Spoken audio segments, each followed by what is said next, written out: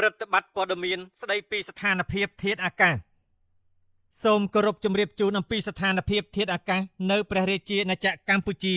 សម្រាប់ថ្ងៃទី12ខែមិថុនាឆ្នាំ2025សម្ពាធទាបដែលកំពុងគ្របដណ្ដប់លើសមុទ្រចិនខាងត្បូងបានវិវត្តទៅជាព្យុះទី1ឈ្មោះ Woodtip ក្នុងឆ្នាំ2025បានមានឥទ្ធិពលមកលើរបបខ្យល់មូសុងនិរតីសមុទ្រអែនដាម៉ាន់ឈូងសមុទ្រថៃអាងទន្លេមេគង្គនិងលើព្រះរាជាណាចក្រកម្ពុជាស្ថានភាពបែបនេះនឹងធ្វើឲ្យចាប់ពីថ្ងៃទី12ដល់ថ្ងៃទី14ខែមិថុនាឆ្នាំ2025មួយតំបន់វាលទំនាបសីតុណ្ហភាពមធ្យមអបបរមា24អង្សាសេនិងសីតុណ្ហភាពមធ្យមអតិបរមា35អង្សាសេខ្យល់បក់មកពីទិសនិរតីនិងទិសអាគ្នេយ៍មានល្បឿនមធ្យម5ម៉ែត្រក្នុង1វិនាទី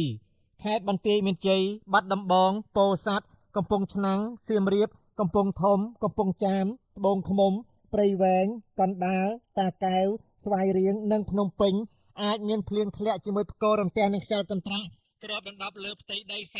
30% ពីតំបន់ខ្ពង់រាបសីតុណ្ហភាពមធ្យមអបបរមា25អង្សាសេនិងសីតុណ្ហភាពមធ្យមអតិបរមា34អង្សាសេខ្យល់បក់មកពីទិសនិរតីនិងទិសអាគ្នេយ៍មានល្បឿនមធ្យម6ម៉ែត្រក្នុង1វិនាទីខេត្តកំពង់ស្ពឺប៉ៃលិនឧត្តរមានជ័យព្រះវិហារក្រចេះស្ទឹងត្រែងរតនគិរីមណ្ឌលគិរីជួរភ្នំដងរែកនិងតំបន់ជួរភ្នំក្រវាញអាចមានភ្លៀងធ្លាក់ជាមួយផ្គររន្ទះនិងខ្យល់កន្ត្រាក់គ្របដណ្ដប់លើផ្ទៃដី 35% 3. តំបន់មាត់សមុទ្រសីតុណ្ហភាពមធ្យមអបបរមា25អង្សាសេនិងសីតុណ្ហភាពមធ្យមអតិបរមា34អង្សាសេខ្យល់បក់មកពីទិសនិរតីនិងទិសបស្ចិមមានល្បឿនមធ្យម3ម៉ែត្រក្នុង1វិនាទីខេត្តកោះកុងព្រះសីហនុកំពតកែបនិងជួរភ្នំបូកគោអាចមានភ្លៀងធ្លាក់ជាមួយផ្គររន្ទះនិងខ្យល់កន្ត្រាក់គ្របដណ្ដប់លើផ្ទៃដី